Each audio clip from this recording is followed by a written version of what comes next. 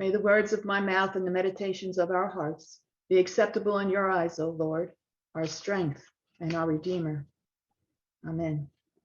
Good morning.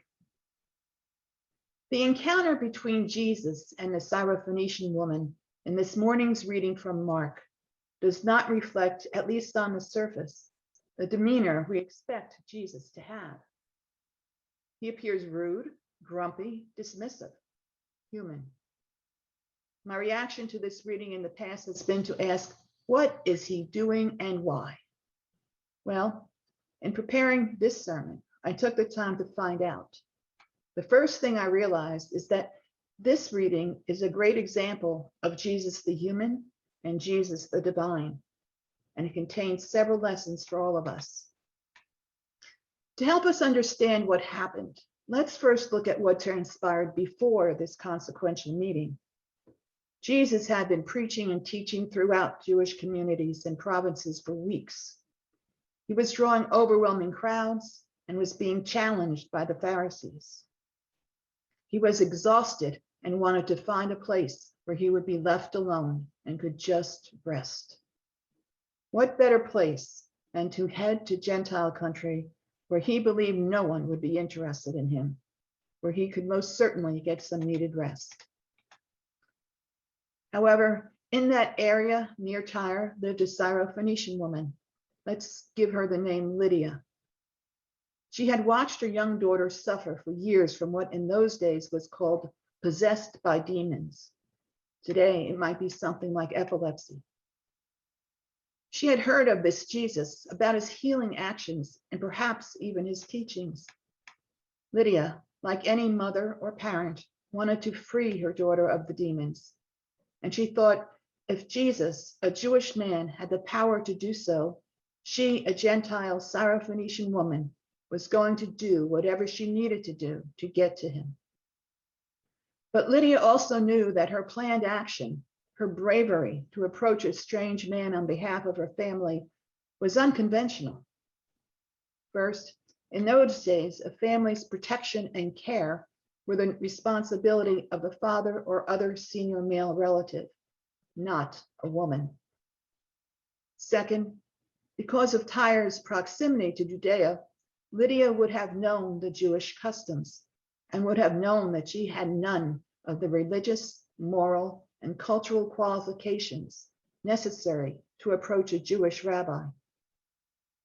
Lydia was a Phoenician, a Gentile, a pagan, and a woman. Third, Gentiles were often called dogs because they were considered unclean.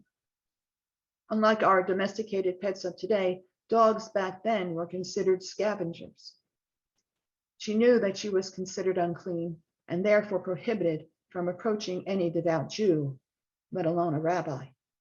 But Lydia didn't care. She was on a mission. Her daughter needed to be healed.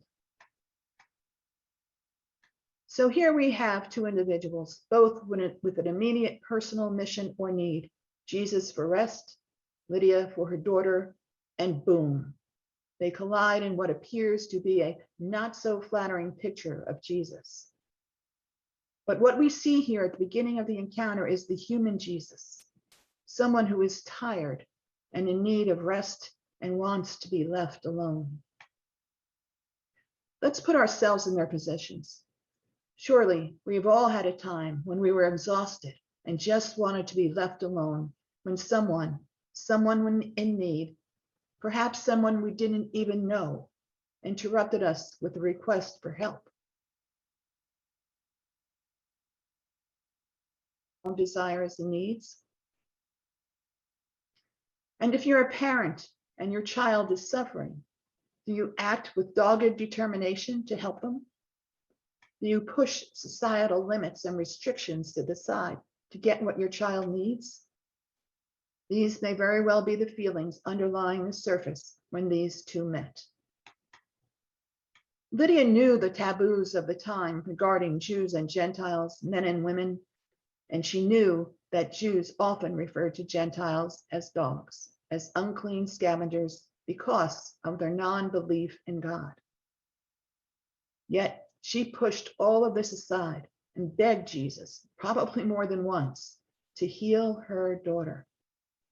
She's begging, he's refusing, a human collision of emotions. Jesus' response to Lydia's request to heal her daughter is, let the children be fed first. It is not right to take the children's food and throw it to the dogs. With some of what we heard in the setting up of this encounter, it appears Jesus is referring to the Jewish community as the children and to Gentiles as dogs. One of the newer translations, that from the New Living Translation of this verse reads, I should feed my own family, the Jews first. This puts right on the surface what was underlying the translation we heard this morning. But still, the question remains with us, why would Jesus make such a distinction? Well, Jesus was concentrating his ministry on Israel and was doing so to show Israel that he was the fulfillment of the scriptures, promises, and of all the prophets. That was his immediate mission. But following his resurrection, Jesus would instruct his disciples to go to all the nations, which then became their mission and the mission of Christians yet to come. In light of Jesus' final direction to his disciples, perhaps what Jesus was saying to Lydia was, please understand, I can't get to everyone right now. I'm going to Israel first, then the Gentiles and all the other nations later. I can't help but compare this to how we are fairly, or maybe not so fairly, distributing vaccines to the world. To Americans first and then others? Or do we find a more universal approach? Lydia did not take Jesus' answer as a final answer. Remember, her mission is for her child to be healed. So with her dogged determination, Lydia responds to Jesus' comment with, even the dogs under the table eat the children's crumbs. She seems to have understood what Jesus was saying. Lydia challenged Jesus' comparison by insisting that even those under the table get to eat too, and she was there for hers. You may be familiar with the Presbyterian pastor and author Tim Keller. In his book, Jesus the King, he includes an interesting interpretation of Lydia's response. According to Tim, what she is saying back to Jesus is, okay, I understand. I am not from Israel, and I don't worship their God. Therefore, I don't have a place at the table. I accept that. But there's more than enough on that table for everyone, and I need mine now. She will not take no for an answer. And Jesus finally hears her. And because of her faith in Jesus' healing abilities and her acceptance of his immediate and longer-term mission, Lydia's daughter is healed. Two people who started this encounter with different missions, with opposing points of view, end the encounter with a merging of those missions. Jesus, in spite of his human weariness, listens to Lydia, is convinced by her argument, and the divine Jesus heals her daughter. Seeing Lydia's faith, Jesus makes an exception to his focused mission. In spite of his weariness, he listens and sees the limit of his words. In that short encounter, we have insights into Jesus, into the world in which he traveled, and we find lessons for ourselves. Lydia reminds Jesus of his full mission, not just the immediate or first wave. And what we see in her is not just the strength of her conviction to help her daughter, but also the power of her dogged determination in removing any societal or religiously drawn boundaries in her way. Lydia used her words to change the perspective of Jesus. We witness in Lydia, our Syrophoenician woman, the power of conviction, of having a mission that is worth confronting even Jesus about. Perhaps our Lydia not only convinced Jesus, but opened him up as well. Sometimes our weariness can cause us to withdraw or shut down. Sometimes we need someone to challenge us. In this case, Lydia's courage to confront Jesus changed him. We have heard and know the societal and religious boundaries of that time that kept people separated.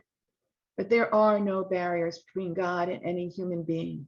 And this also was part of Jesus's mission, to break down barriers that separate human beings from each other and from God.